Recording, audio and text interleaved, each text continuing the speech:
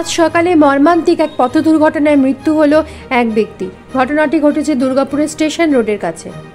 জানা যাচ্ছে, আজ সকালে দক্ষিণবঙ্গ রাষ্ট্রীয় পরিবহন সংস্থার একটি বাস ডিবিসি মোড়ের দিক থেকে দুর্গাপুর স্টেশনের দিকে আসার সময় এক স্কুটি চালককে ধাক্কা মারে। ধাক্কা মারার ফলে ওই ব্যক্তি বাসের চাকায় আটকে যায়।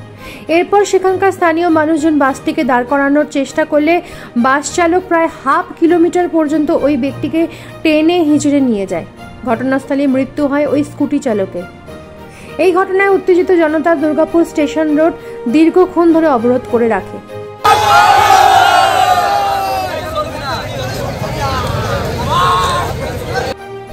ঘটনাস্থলে উপস্থিত প্রত্যক্ষদর্শীরা কি জানাচ্ছেন শুনে নেব।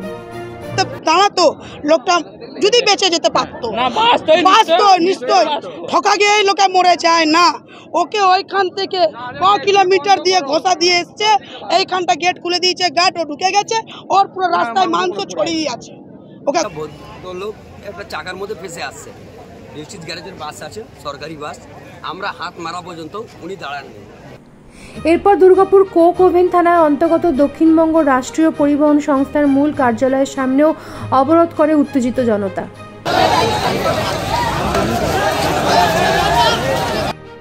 উত্তেজিত জনতার বিক্ষোভের মুখে পড়ে পুলিশও। দুর্গাপুর থেকে নিজস্ব প্রতিনিধির রিপোর্ট, নিউজ প্রাইম বাংলা।